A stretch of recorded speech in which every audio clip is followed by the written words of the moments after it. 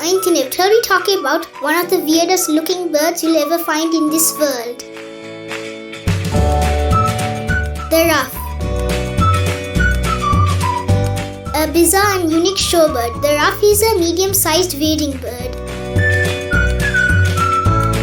17th century painting of a lady wearing a ruff, the decorative collar from which the English name of the bird is derived. Breeds in bogs and wet grassy meadows across northern Eurasia, winters mainly in Africa, but also across India and Southeast Asia.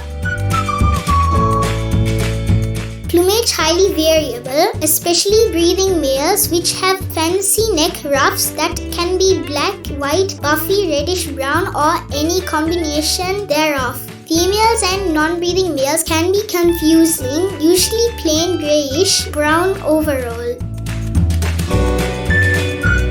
The ruff forages in wet grassland and soft mud, probing or searching by sight for edible items. Males are much larger than females, feeds by probing and picking, often while in shallow water. Their calls are like